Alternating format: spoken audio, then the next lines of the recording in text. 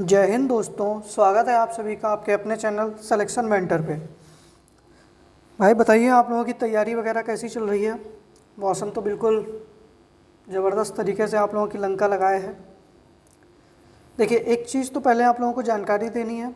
अगर किसी का सेंटर लखनऊ में है तो एक सेंटर लखनऊ का चेंज हुआ है, तो आप लोग अपने एडमिट कार्ड जो हैं उनको दोबारा चेक कर लीजिएगा। एक सेंटर कोई चेंज हुआ है उसको आप लोग थोड़ा देख लीजिएगा, ठीक है।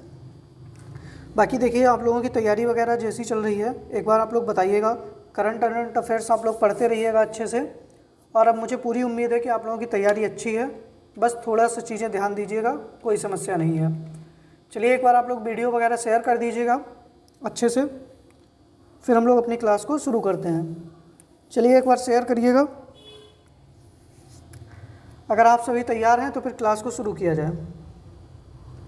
चलिए शुरू करते हैं। पहला प्रश्न है कि टाम्परा झील किस राज्य में स्थित है। तमिलनाडु, कर्नाटक, उड़ीसा, महाराष्ट्र। अब आप लोग कहे हुए सर जी कैसे कैसे नाम ले आते हो आप, ठीक है। तो देखिएगा, तमिलनाडु में कौन सी है, तो मैंने कल बहुत सारी आप लोगों को बताई थी, जो कि क्या है, आर्द्र भूमि है। ये सारी मैं जो कराता हूँ ना, ये इस समय आर्द्र भूमि में है, क्योंकि अभी आर्द्र भूमि जो है उनको किया गया है। तो पता लगा आपसे इन्हीं में से प्रश्न उठा के पूछ लिया तो समस्या हो जाएगी, ठीक है। तो जैसे मैंने कल आपको तमिलनाडु की कौन सी बताई थी, चित्रागुंडी पक्षी अभ्यारण्य। क्या बताया था, चित्रागुंडी पक्षी अभ्यारण्य,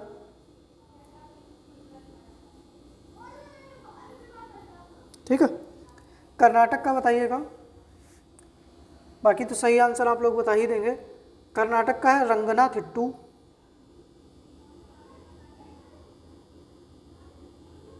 रंगनाथिट्टू पक्षी अभ्यारण्य, ठीक है। और टाम्परा झील जो है वो कहाँ पर है, उड़ीसा के अंदर है। कहाँ पर, उड़ीसा के अंदर है।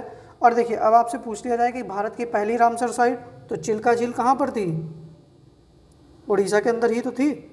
यहीं पर एक और झील है जिसका नाम है अंशुपा। क्या नाम है, अंशुपा झील भी कहाँ पर है, तो ये उड़ीसा के अंदर है और इसको 2022 में रामसर साइट घोषित किया गया है।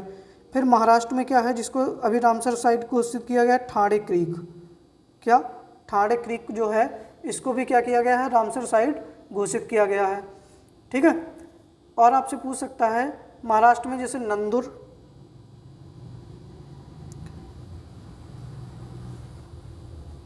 मध्यमेश्वर, ये कहाँ पर है, तो ये भी आपका कहाँ पर है, महाराष्ट्र के अंदर है। तो पहले प्रश्न का सी आंसर आप लोगों का बिल्कुल सही हो जाएगा, ठीक है। चलिए आगे बढ़ते हैं अगले प्रश्न के ऊपर। अगला प्रश्न है कि नीति आयोग के उपाध्यक्ष कौन है। चलिए बताइएगा, और हो सके तो चारों का बता दीजिएगा। चारों मैंने पढ़ाए हैं आप लोगों को, अगर चारों बताएंगे तो ज़्यादा अच्छी बात है। तो देखिएगा, एस सोमनाथ क्या है, इसरो के वर्तमान अध्यक्ष। क्या है, इसरो के वर्तमान अध्यक्ष हैं, ठीक है। सुमन बुब्बेरी क्या हैं, तो नीति आयोग के क्या हैं, उपाध्यक्ष हैं। परमेश्वरन अय्यर क्या हैं, तो नीति आयोग के सीईओ हैं। नीति आयोग के सीईओ हैं, ठीक है। चलिए आप लोग तब तक बताइएगा नीति आयोग की स्थापना कब हुई। और अरुण कुमार मिश्रा जो हैं ये राष्ट्रीय मानवाधिकार आयोग के अध्यक्ष हैं। किसके हैं, राष्ट्रीय मानवाधिकार आयोग के अध्यक्ष हैं।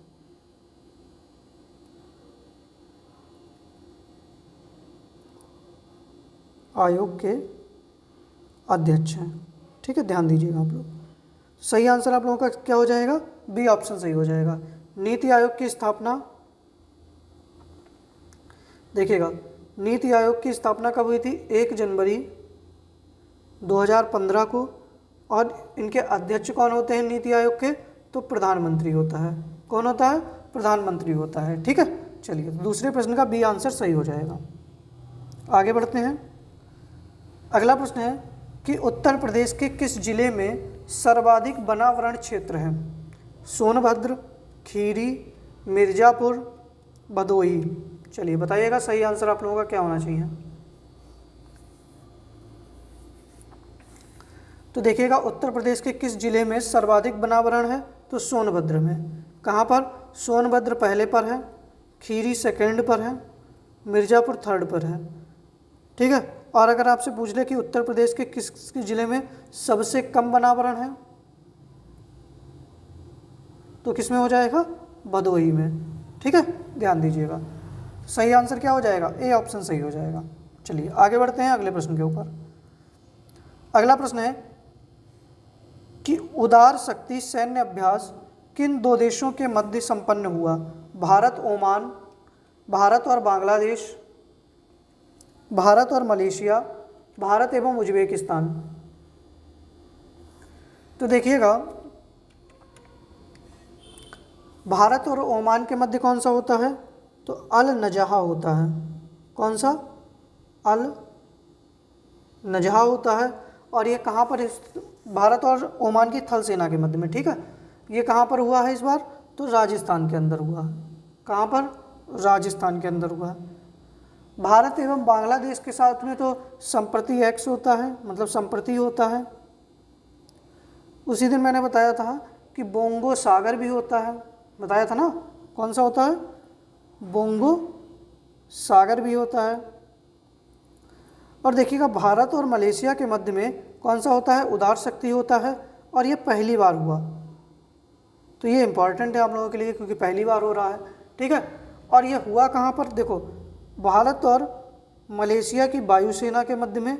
और हुआ कहाँ पर जाके ये? तो मलेशिया के अंदर हुआ। कहाँ पर? मलेशिया में। ये भी आप लोग याद रखिएगा। भारत एवं उज्बेकिस्तान के मध्य में कौन सा होता है? जल्दी से बताइएगा। तो कौन सा होता है? डस्टलिक।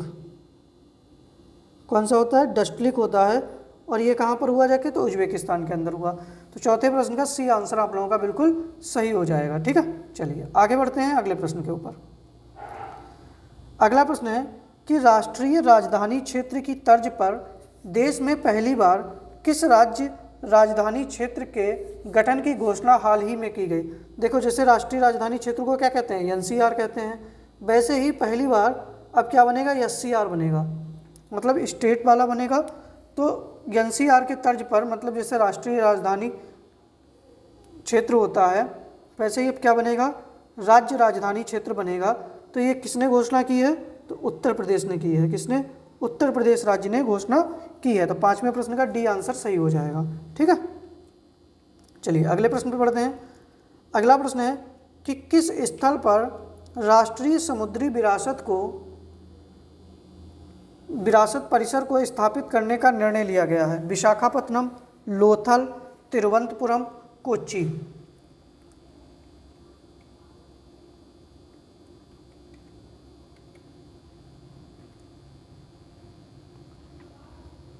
सही आंसर आप लोगों का क्या हो जाएगा? लोथल। और लोथल कहाँ पर है? तो गुजरात के अंदर है। ठीक है, चलिए सही आंसर आप लोगों का क्या हो जाएगा? बी ऑप्शन आप लोगों का सही हो जाएगा। अगला प्रश्न है कि निम्न में से कौन सा राज्य जिसकी सीमा समुद्र से नहीं लगती, मतलब वह एक लैंडलॉक स्टेट है। ठीक है, मतलब जिसकी सीमा किसी स्थलीय मतलब समुद्र से नहीं लगती, तो इसका मतलब क्या हुआ? वो एक लैंडलॉक कंट्री है। तो बताइएगा कौन सा है? तेलंगाना, तमिलनाडु, उड़ीसा या गोवा? सही आंसर आप लोगों का क्या हो जाएगा? तेलंगाना हो जाएगा। कौन सा? क्योंकि भाई देखो, तेलंगाना कब बना? पहली बात तो 2 अक्टूबर 2014 को। ठीक है, क्योंकि पहले तेलंगाना और आंध्र प्रदेश एक ही थे। तो आंध्र प्रदेश तो समुद्र से लगता है, लेकिन ये आंध्र प्रदेश के ऊपर है और यह चारों तरफ से किससे घिरा हुआ है? अन्य राज्यों से घिरा हुआ है। तो इसकी सीमा जो है समुद्र से नहीं लगती है। बाकी सारे राज्य जो हैं इनकी सीमा समुद्र से लगती है। ठीक है, चलिए आगे बढ़ते हैं अगले प्रश्न के ऊपर। तो सातवें प्रश्न का ए आंसर सही हो जाएगा। अगला प्रश्न है कि कहाँ पर स्वामी रामानुजाचार्य की प्रतिमा स्टैचू ऑफ पीस का अनावरण किया गया? हैदराबाद, गांधीनगर, श्रीनगर, पुणे।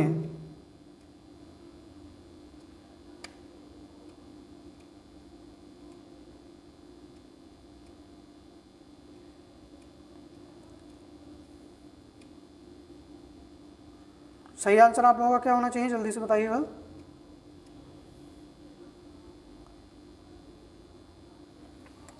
तो देखिएगा, स्वामी रामानुजाचार्य की प्रतिमा स्टेचू ऑफ पीस का अनावरण जो है वो श्रीनगर में किया गया। कहाँ पर? श्रीनगर में किया गया। और इसका अनावरण जो है वो अमित शाह के द्वारा किया गया था। किसके द्वारा? अमित शाह के द्वारा।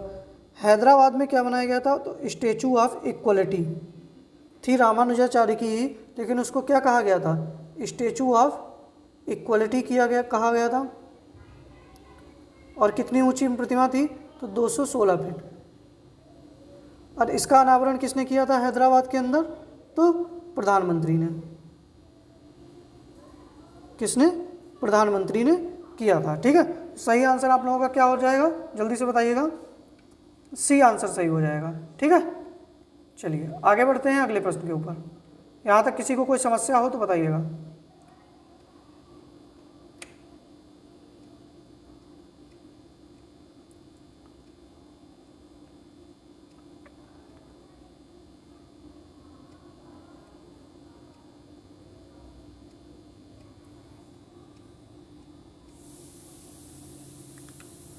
अगला प्रश्न है कि अंतर्राष्ट्रीय भारत फिल्म अकादमी पुरस्कार 2022 में सर्वश्रेष्ठ पुरुष अभिनेता का पुरस्कार किसे दिया गया?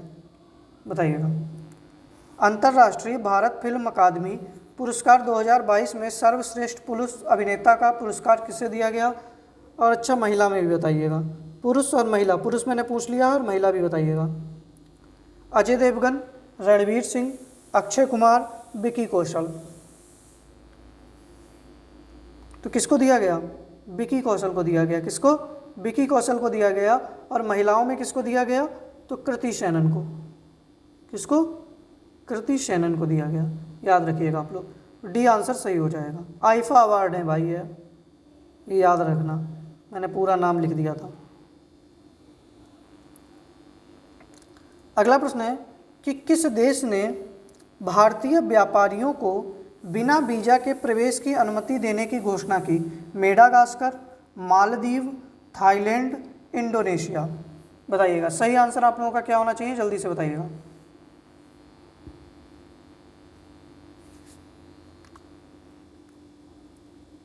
चलिए एक प्रश्न और है आपसे, सावा झील किस राज्य में है? बताइएगा।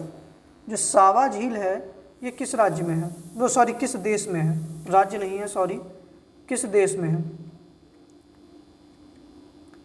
ऐसे मैंने कल पूछी थी तुमसे, खल्लू कम कौन सी वो थी, एक वो पे पूछी थी ना, किसी देश से संबंधित थी। तो ऐसे आप सावा झील बताइएगा। तो देखिएगा, किस देश ने भारतीय व्यापारियों को बिना वीजा के प्रवेश की अनुमति दी है? तो मालदीव ने। किसने? मालदीव ने। और जो सावा झील है यह कहाँ पर है? इराक के अंदर है। कहाँ पर? इराक के अंदर है सावा झील। ठीक है, तो 10वें प्रश्न का तो सही आंसर बी हो जाएगा। इंडोनेशिया की राजधानी क्या है? नुसंतारा है। और किस द्वीप पर है? तो बुर्नेई द्वीप पर है। सर्वाधिक मुस्लिम आबादी वाला देश इंडोनेशिया। अगला प्रश्न है कि चना उत्पादन में कौन सा राज्य प्रथम स्थान पर है? मध्य प्रदेश, महाराष्ट्र, राजस्थान, उत्तर प्रदेश। तो बताइएगा सही आंसर आप लोगों का क्या हो जाएगा कि चना उत्पादन में कौन सा राज्य जो है वो प्रथम स्थान पर है। तो सही आंसर आप लोगों का क्या होना चाहिए, जल्दी से बताइएगा।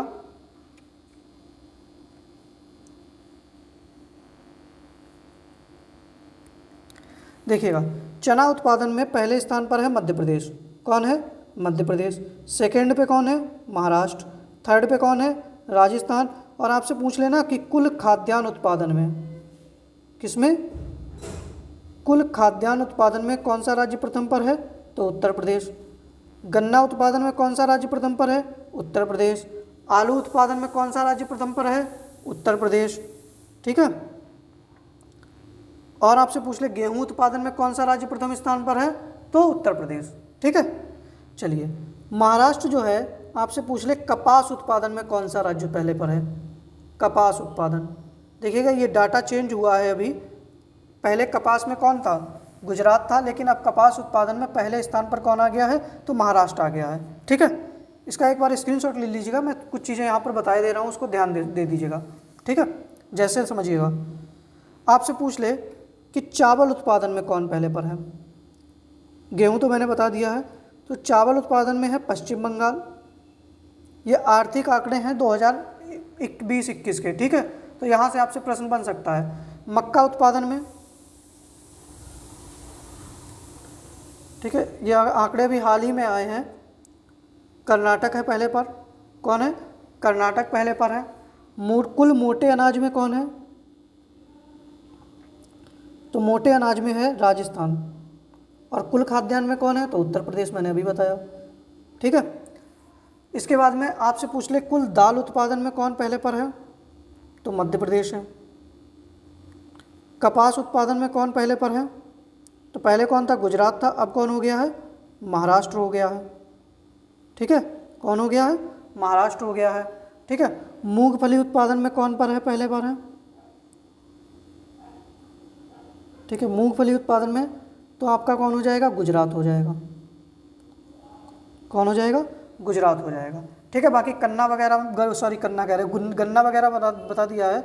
अगर आपसे पूछ ले तिलहन उत्पादन में, तब भी राजस्थान हो जाएगा, ठीक है। तो ये सारी चीज़ें आप लोग ध्यान दीजिएगा। तो इसका एक स्क्रीनशॉट भी आप लोग ले लीजिएगा। इवन जो सोयाबीन उत्पादन था ना, उस सोयाबीन उत्पादन में भी महाराष्ट्र जो है वो पहले नंबर पे पहुंच गया है, ठीक है। सोयाबीन उत्पादन में भी महाराष्ट्र जो है वो प्रथम स्थान पर पहुंच गया है, ध्यान दीजिएगा, ठीक है। स्क्रीनशॉट लीजिएगा, आगे बढ़ते हैं। अगला प्रश्न है कि वित्तीय वर्ष 2021-22 में भारत की आर्थिक विकास दर कितने प्रतिशत रहने का अनुमान है? 9.5%, 8.5%, 8% या 9.2%? बताइएगा।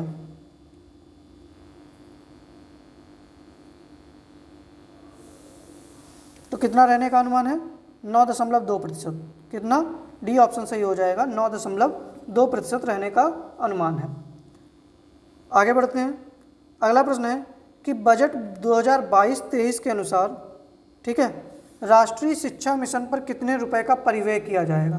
ठीक है, मतलब राष्ट्रीय शिक्षा मिशन पर कितने रुपए खर्च किए जाएंगे, बताइएगा। तो देखिएगा 73,000 रुपये करोड़ जो हैं वो मनरेगा को दिए गए हैं। किसको? मनरेगा को।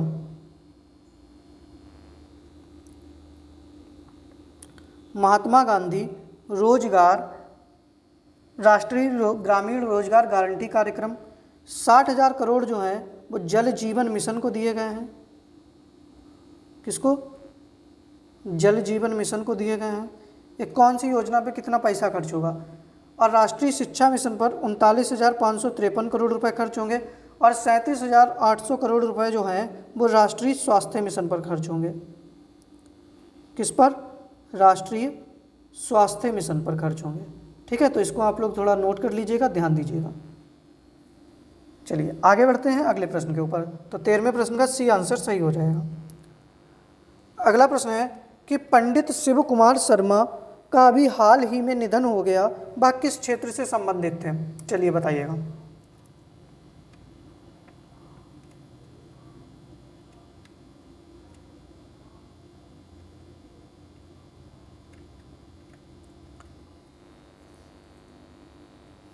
तो देखिएगा कत्थक से कौन संबंधित थे जिनका अभी हाल ही में निधन हुआ? तो पंडित बिरजू महाराज। कौन संबंधित थे? पंडित बिरजू महाराज संबंधित थे। और बिरजू महाराज जी जो थे वो कहाँ से संबंधित थे? तो लखनऊ घराने से। कहाँ से? लखनऊ घराने से, ठीक है, लखनऊ घराने से। और बिरजू महाराज जो थे इनको पद्म विभूषण कब मिला था? क्योंकि भाई मृत्यु हुई है तो प्रश्न बन सकता है कि बिरजू महाराज को पद्म विभूषण कब मिला था? तो 1986 में। कब? 1986 में। और पंडित शिव कुमार शर्मा जो थे वो एक संतूर वादक थे। कौन थे? संतूर वादक थे, ठीक है। और इनको जो है पद्म विभूषण कब मिला है? तो इनका भी बन सकता है ना आपसे कि इनको पद्म विभूषण कब दिया गया था? तो इन्हें पद्म विभूषण जो है 2001 में दिया गया था। कब? 2001 में इनको जो है वो पद्म विभूषण से सम्मानित किया गया था, ठीक है। तो 14वें प्रश्न का बी आंसर सही हो जाएगा। स्क्रीनशॉट लीजिएगा, आगे बढ़ते हैं। अगला प्रश्न है कि गरुड़ एरोस्पेस का ब्रांड एम्बेसडर कौन है? चलिए बताइएगा। तो देखिएगा महेंद्र सिंह धोनी जो है भारतीय थल सेना, किसके? भारतीय थल सेना के ब्रांड एम्बेसडर हैं, ठीक है। और भारतीय थल सेना के साथ में ये जो रेड बस आती है ना, रेड बस वाला विज्ञापन देखे होंगे, उसके भी ब्रांड एम्बेसडर कौन है? तो महेंद्र सिंह धोनी है। सचिन तेंदुलकर जो हैं वो यूनिसेफ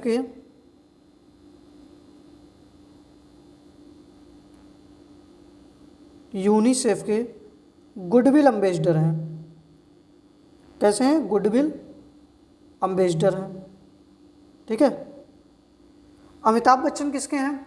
तो अमिताभ बच्चन जो है वो एडटेक कंपनी या अपग्रेड जो है, पहली बात तो इंडियन क्रिप्टो एक्सचेंज कॉइन के हैं, ये DCX कंपनी के हैं, ये बहुत सारी चीज़ों के हैं। और रवि शास्त्री जो हैं वो आपके फैन कोड के हैं। किसके? फैन कोड एक कंपनी है, इसके हैं, ठीक है। और गरुड़ एरोस्पेस के भी कौन है? तो महेंद्र सिंह धोनी ही है। कौन है? महेंद्र सिंह धोनी है। तो 15वें प्रश्न का ए आंसर आप लोगों का सही हो जाएगा, ठीक है। अगर यहीं पर आपसे पूछ ले कि एडिडास का कौन है, ठीक है, चलिए एडिडास का बताइएगा कमेंट बॉक्स में। अगले प्रश्न में पढ़ते हैं कि उत्तर प्रदेश में जीका वायरस का पहला मामला कहाँ दर्ज किया गया? लखनऊ, नोएडा, कानपुर, वाराणसी।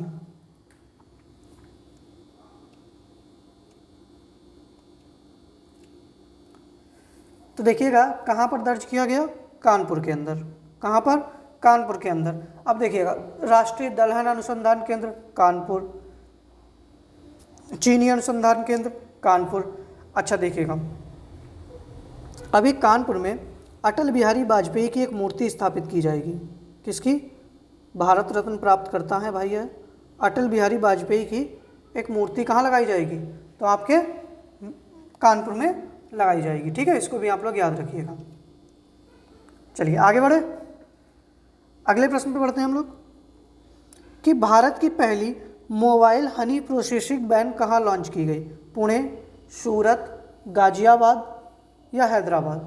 तो सही आंसर आप लोगों का क्या होना चाहिए? जल्दी से बताइएगा। तो भारत की पहली मोबाइल हनी प्रोसेसिंग वैन जो है वो उत्तर प्रदेश के गाजियाबाद में लॉन्च की गई। और गाजियाबाद के भी कहाँ से? तो सिरोरा गांव से। किससे? सिरोरा गांव। गाजियाबाद के सिरोरा गांव। और गाजियाबाद कहाँ पर है? तो उत्तर प्रदेश में है, ठीक है। तो 17वें प्रश्न का सी आंसर सही हो जाएगा।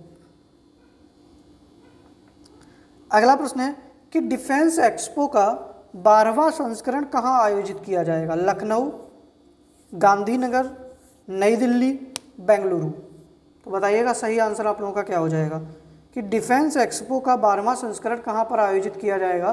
सही आंसर आप लोगों का क्या हो जाएगा? गांधीनगर।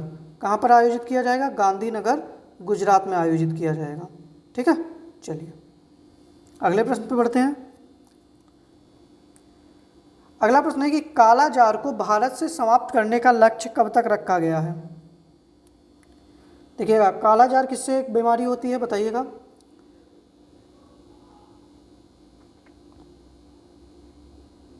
जीवाणु से होती है, विषाणु से होती है, किससे होती है?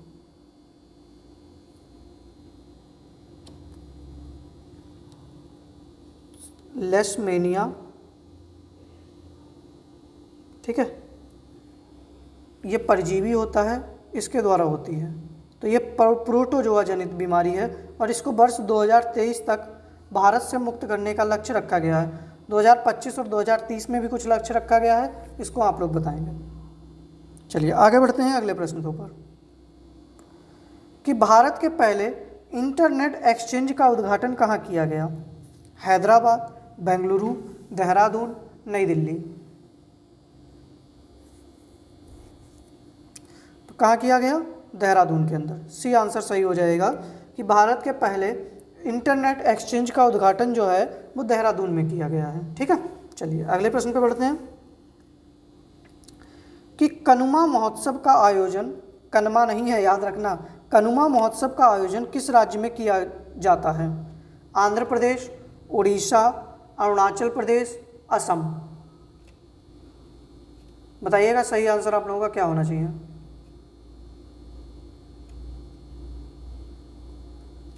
और अगर सबका पता हो तो एक एक सबका बता दो तो ज़्यादा अच्छी बात है, क्योंकि अब तो भाई बहुत चीज़ें पढ़ा चुके हैं ना, तो अगर आप लोग एक बार बताएंगे कि किस राज्य में कौन सा उत्सव मनाया जाता है तो और अच्छी बात है।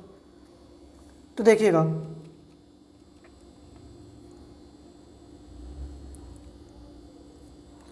एक रथ सप्तमी उत्सव होता है। कौन सा? रथ सप्तमी उत्सव कहाँ मनाया जाता है?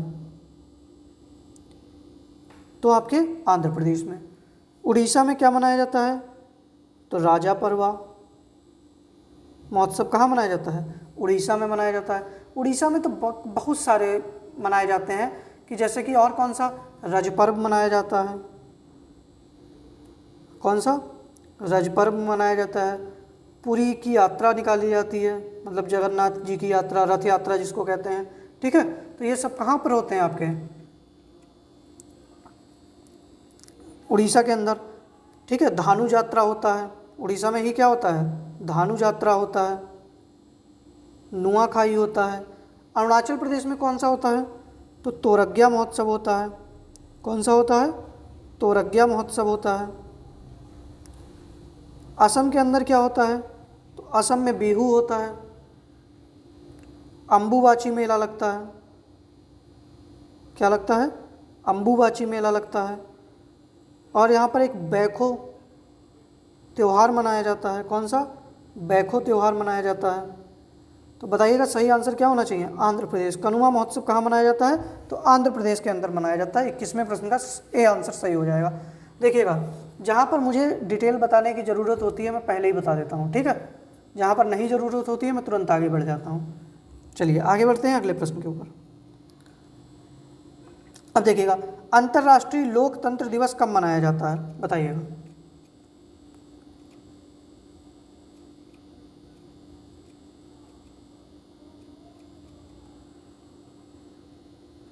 तो देखिएगा, 28 जुलाई को हम लोग क्या मनाते हैं? किसी को पता हो तो बताओ। तो अर्थ ओवर शूट डे। कौन सा मनाते हैं? अर्थ ओवर शूट डे जो है वो कब मनाया जाता है? 28 जुलाई को। 7 जून को कौन सा दिवस मनाते हैं? जल्दी से बताइएगा। तो विश्व खाद्य सुरक्षा, विश्व खाद्य सुरक्षा दिवस। और इसकी थीम क्या थी विश्व खाद्य सुरक्षा दिवस की? इसकी बार 2022 में सुरक्षित भोजन बेहतर स्वास्थ्य है। ठीक है, और 15 सितंबर को हम लोग कौन सा दिवस मनाते हैं? जल्दी से बताइएगा। तो 15 सितंबर को हम लोग मनाते हैं अंतर्राष्ट्रीय लोकतंत्र दिवस। क्या मनाते हैं? अंतर्राष्ट्रीय लोकतंत्र दिवस। और 15 जुलाई को मनाते हैं विश्व युवा कौशल दिवस। विश्व युवा कौशल दिवस। ठीक है, ध्यान दीजिएगा, सारे डे आप लोगों के लिए इम्पॉर्टेंट हैं। मैंने 4 के चारों आप लोगों को बता दिए हैं। ठीक है, चलिए, तो सही आंसर क्या हो जाएगा? बी ऑप्शन सही हो जाएगा। अगला प्रश्न है कि होम इन द वर्ल्ड नामक पुस्तक के लेखक कौन है? सोनू फोगाट, राम बहादुर राय, अमर्त्य सेन, रीमा पटेल। रीमा बताओ तुम्हारी पुस्तक कौन सी है? सही आंसर आप लोगों का क्या होना चाहिए? जल्दी से बताइएगा। देखिएगा, मैंने उस दिन बताया था कि सोनू फोगाट के द्वारा कौन सी पुस्तक लिखी गई है?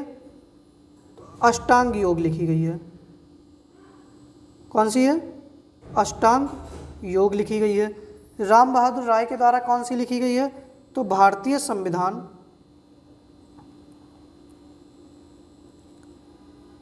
कौन सी लिखी गई है? भारतीय संविधान। अनकही कहानी,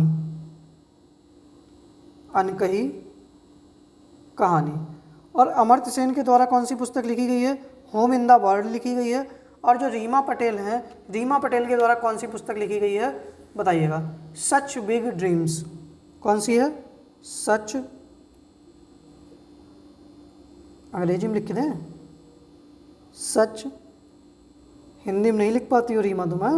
बिग ड्रीम्स। ये किसकी पुस्तक है? तो रीमा पटेल की पुस्तक है। ठीक है, चलिए स्क्रीनशॉट लीजिएगा।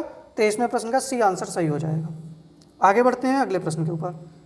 अगला प्रश्न है कि फीफा विश्व कप 2022 का आधिकारिक प्रायोजक कौन है? चलिए बढ़िया प्रश्न है, बताइएगा।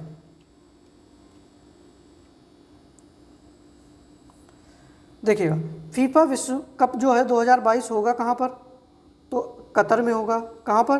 कतर में होगा। और इसका आधिकारिक प्रायोजक जो है वो बायजूस है। कौन सा है? बायजूस है। और देखिएगा, जो फीफा विश्व कप है इसका शुभंकर क्या है इस बार, जो 2022 में इसका शुभंकर क्या होगा? तो इसका शुभंकर है लाइव। क्या है? लाइव इसका शुभंकर है। और देखिएगा, इसकी आधिकारिक गेंद जो है, किसकी? फीफा विश्व कप की आधिकारिक गेंद। आपसे पूछ ले कि इसकी आधिकारिक गेंद क्या है, तो इसकी आधिकारिक गेंद का नाम है अल रिहला। क्या नाम है? अल रिहला, जो कि किसके द्वारा बनाई गई है? एडिडास कंपनी के द्वारा बनाई गई है। ठीक है। और फीफा विश्व कप 2026 कहाँ होगा? फीफा का हेडक्वार्टर बताइएगा।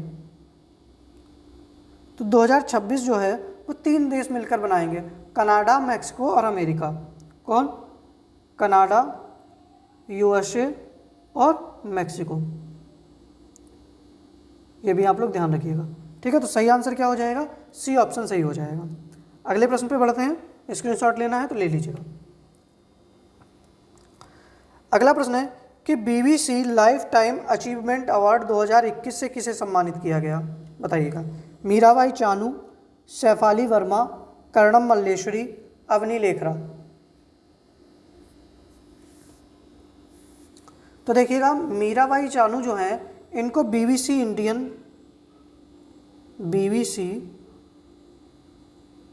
इंडियन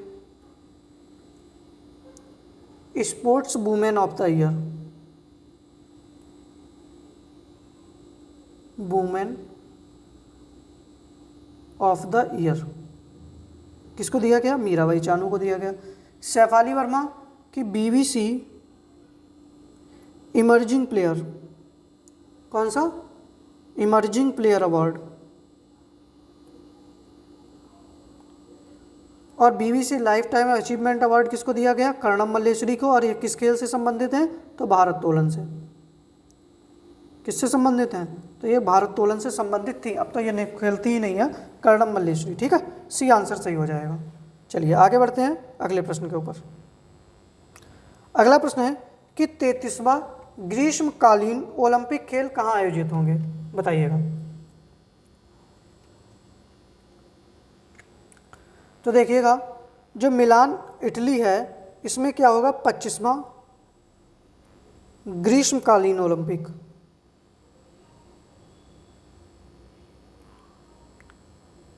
क्या होगा? ग्रीष्मकालीन ओलंपिक होगा। पेरिस फ्रांस में क्या होगा? 33वां होगा। कौन सा होगा? 33वां होगा। ठीक है, ये सॉरी यहाँ पर ये ग्रीष्मकालीन नहीं है, एक सेकंड, ये 25वां शीतकालीन। ठीक है, 25वां शीतकालीन ओलंपिक कहाँ होगा? मिलान इटली में। 33वां ग्रीष्मकालीन कहाँ पर होगा? पेरिस में। 34वां कहाँ पर होगा? तो लॉस एंजलिस अमेरिका में। ठीक है, जो कि कब होगा? वर्ष 2028 में होगा। 33वां कब होगा जाके? तो वर्ष 2024 में होगा। और ब्रिस्बेन ऑस्ट्रेलिया में 35वां होगा जाके, कब? 2032 में। ठीक है, ये आप लोग याद रखिएगा। और 25वां ग्रीस शीतकालीन कब होगा? तो 2026 में। तो सही आंसर क्या हो जाएगा? बी ऑप्शन सही हो जाएगा, पेरिस फ्रांस। ठीक है, स्क्रीनशॉट लीजिएगा। बढ़ते हैं आगे। अगला प्रश्न है कि चूफात लोक नृत्य किस राज्य से संबंधित है? बताइएगा। बढ़िया प्रश्न है, चूफात लोक नृत्य किस राज्य से संबंधित है? बताइएगा। सही आंसर आप लोगों का क्या होना चाहिए? तो किससे संबंधित है? सिक्किम से। किससे? सिक्किम से संबंधित हो जाएगा। सही आंसर क्या हो जाएगा? ए ऑप्शन आप लोगों का बिल्कुल सही हो जाएगा। अगर किसी को पता हो अरुणाचल प्रदेश, मिजोरम, त्रिपुरा, बताइएगा। तो देखिएगा, जो अरुणाचल प्रदेश है, अरुणाचल प्रदेश में मुखोटा नृत्य होता है। कौन सा होता है? मुखोटा नृत्य। मिजोरम में कौन सा होता है? चेल्लम होता है। कौन सा होता है? चेल्लम होता है। और त्रिपुरा के अंदर होता है गरिया। कौन सा होता है? बिजू। और खेरबई, ये सारे लोक नृत्य जो हैं वो त्रिपुरा के अंदर होते हैं। ठीक है, स्क्रीनशॉट ले लीजिएगा, आगे बढ़ते हैं। अगला प्रश्न है कि वायुमंडल की किस परत में उल्का पिंड जलकर नष्ट हो जाते हैं? क्षोभ मंडल, समताप मंडल, मध्य मंडल, आयन मंडल। तो देखिए, मौसम संबंधित सभी घटनाएं कहां पर होती हैं? क्षोभ मंडल में। मौसम संबंधी घटनाएं, ठीक है। जो समताप मंडल होता है, इसमें क्या होता है, तापमान एक समान रहता है। कैसा? तापमान एक समान रहता है, तो यहाँ पर क्या उड़ाए जाते हैं? वायुयान उड़ाए जाते हैं। क्या उड़ाए जाते हैं? वायुयान उड़ाए जाते हैं। और जो आपका मध्य मंडल है, इसमें क्या होता है, उल्का पिंड जलकर नष्ट हो जाते हैं। ठीक है। और आयन मंडल क्या होते हैं बताइएगा? ये रेडियो तरंगों को परावर्तित करते हैं। ठीक है, किसको? रेडियो तरंगों को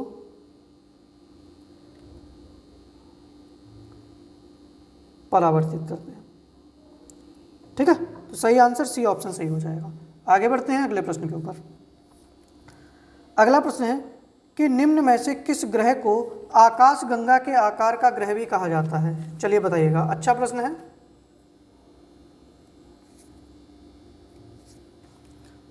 तो देखिएगा, जो पृथ्वी होती है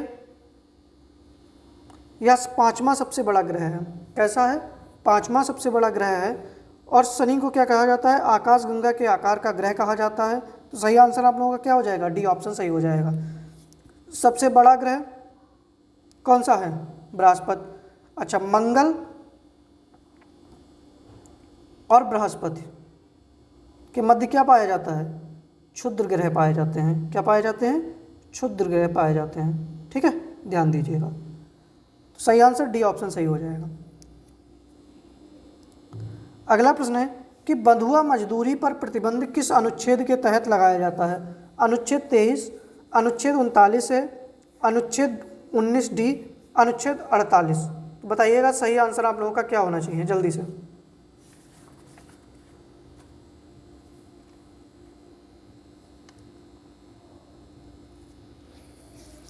तो देखिएगा, अनुच्छेद 48 के अंदर क्या है? तो कृषि एवं पशुपालन। क्या है? कृषि एवं पशुपालन। 19D के अनुसार क्या है? आप भारत में कहीं भी भ्रमण कर सकते हैं। 39A में क्या है बताइएगा? समान न्याय। कल ही मैंने बताया था, समान न्याय और विधिक सहायता।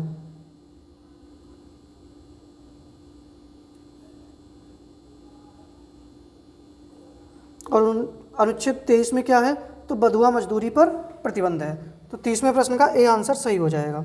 ठीक है, आगे बढ़ते हैं अगले प्रश्न के ऊपर।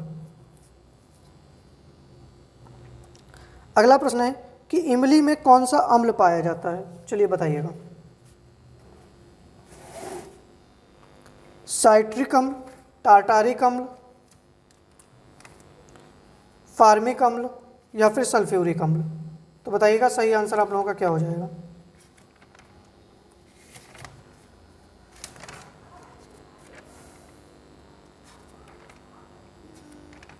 तो देखिएगा, साइट्रिक अम्ल किस में पाया जाता है? तो नींबू के अंदर।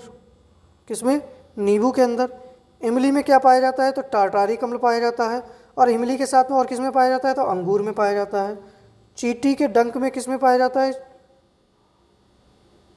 फार्मिक अम्ल। सल्फ्यूरिक अम्ल कहाँ पाया जाता है? तो बैटरी। तो बैटरी से जो एसिड निकलता है ना, वो किस में पाया जाता है? सल्फ्यूरिक अम्ल। तो सही आंसर आप लोगों का बी हो जाएगा। ठीक है, चलिए आगे बढ़ते हैं अगले प्रश्न के ऊपर।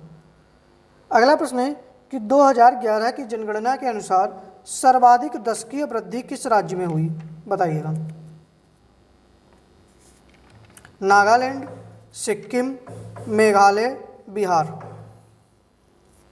तो देखिएगा, बिहार में क्या है? सर्वाधिक जनसंख्या घनत्व है। क्या है? सर्वाधिक जनसंख्या घनत्व।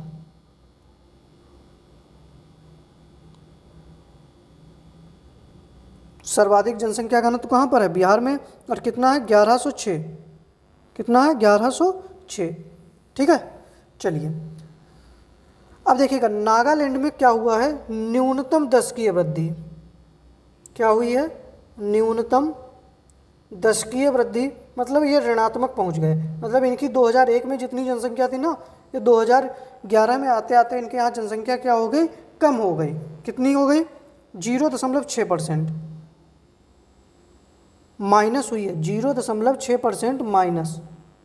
सिक्किम सबसे न्यूनतम जनसंख्या, अगर आपसे पूछे न्यूनतम जनसंख्या वाला राज्य तो कौन सा हो जाएगा, सिक्किम। और मेघालय में क्या हुआ है, सर्वाधिक दशकीय वृद्धि हुई है। कितनी, सर्वाधिक दशकीय वृद्धि हुई है 27.9%। कितनी, 27.9% के, मतलब 2001 से 2011 के बीच में 27% जनसंख्या जो है इस राज्य की बढ़ गई है। तो सही आंसर आप लोगों का क्या हो जाएगा, मेघालय हो जाएगा। कौन सा, मेघालय हो जाएगा। ठीक है, चलिए आगे बढ़ते हैं अगले प्रश्न के ऊपर कि वनों का संरक्षण क्या कहलाता है। Mariculture, pisciculture, silviculture, horticulture.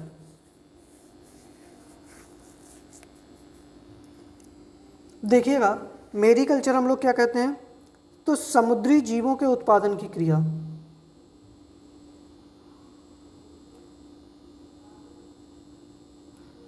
समुद्री जीवों के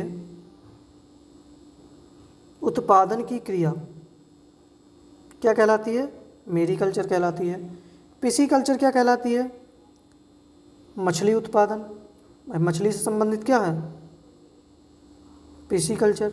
सिल्वीकल्चर क्या होता है, वनों का संरक्षण होता है। हॉर्टिकल्चर क्या होता है, फलों का उत्पादन। किसका होता है, फलों का उत्पादन। चलिए सही आंसर क्या हो जाएगा, सी ऑप्शन सही हो जाएगा। अगला प्रश्न है कि फाउंटेन पेन का आविष्कार किसने किया, वाटरमैन, जॉन क्लाउडेड, अल्ग्रास या एंडरसन। तो देखिएगा वाटरमैन ने किसका आविष्कार किया, फाउंटेन पेन का। ए आंसर सही होगा। जॉन जे लाउड ने किसका किया, तो बॉल पॉइंट का। जो हम लोग बॉल पॉइंट पेन चलाते हैं ना, बॉल पॉइंट पेन। और जो अल्ग्रास हैं, अल्ग्रास ने पेजर, किसका किया था, पेजर किया था। और एंडरसन ने पॉजिट्रॉन का किया था। किसका, पॉजिट्रॉन। ठीक है, इसको आप लोग ध्यान रखिएगा। 34वें प्रश्न का ए आंसर सही हो जाएगा। चलिए आगे बढ़ते हैं अगले प्रश्न के ऊपर। अगला प्रश्न है, देखिएगा स्वप्न का अध्ययन क्या कहलाता है, मानव सौंदर्य का अध्ययन क्या कहलाता है, शब्दकोश का जो संकलन होता है उसको क्या कहते हैं, और नींद का अध्ययन होता है उसको क्या कहा जाता है। तो चारों प्रश्न का आप लोग आंसर होमवर्क में बता दें तो ज़्यादा सही है। चलिए आप लोगों को 2 मिनट 1 सेकंड का समय दे रहे हैं, अगर आप लोग करके दिखा दीजिएगा।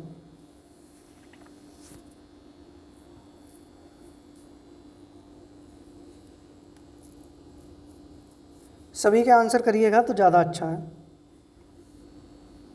चलिए कराते हैं।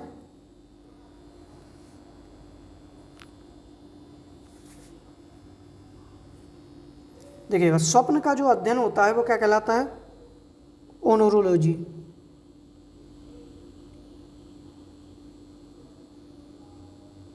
ठीक है, ओनोरोलॉजी। मानव सौंदर्य का अध्ययन जो होता है वो क्या कहलाता है, कैलोलॉजी।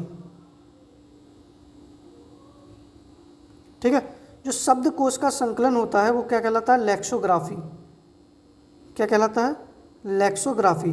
और इसी को हम कहते हैं लिखने की क्रिया, ये भी कहते हैं। और जो नींद का अध्ययन होता है उसको क्या कहते हैं, हिप्नोलॉजी। क्या कहा जाता है, हिप्नोलॉजी कहा जाता है। ठीक है, इसको आप लोग ध्यान दीजिएगा, स्क्रीनशॉट ले लीजिएगा आप लोग एक बार। ठीक है, स्क्रीनशॉट ले लीजिएगा, फिर हम लोग आगे बढ़ते हैं।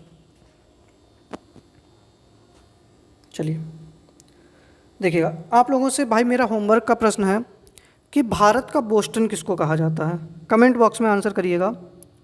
भारत का, ये होमवर्क के प्रश्न है, भारत का बोस्टन किसे कहते हैं। सभी लोग कमेंट में ज़रूर आंसर करें। ठीक है, दूसरा प्रश्न है मेरा आपसे कि भूख का केंद्र क्या होता है? भूख का केंद्र क्या होता है? मतलब मस्तिष्क का कौन सा भाग जो है वो भूख का केंद्र है। ठीक है, ये भी आप लोग बताएंगे। दूसरा एक और प्रश्न है आप लोगों से कि रोमानिया शहर, पहली तो बात है ना आप लोग, रोमानिया राजधानी किसकी है? किस नदी के किनारे स्थित है?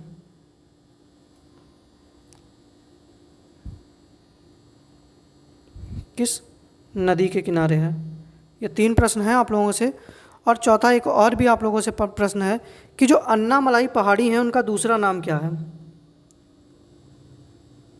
अन्नामलाई पहाड़ी का दूसरा नाम।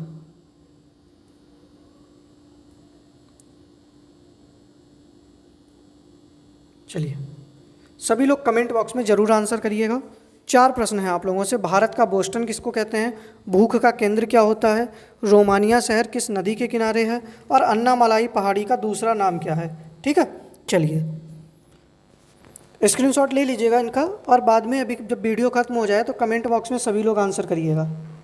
चलिए, बाकी आप लोग बताइएगा आप लोगों को क्लास वगैरह कैसी लगी। बाकी आप लोग पढ़ते रहिएगा, मेहनत करिएगा। मिलते हैं हम लोग कल शाम को 7:15 वाली क्लास में। मेहनत से पढ़िएगा। 80 प्लस का टारगेट आप लोगों को लेकर चलना है और 80 प्लस नंबर लाने ही हैं।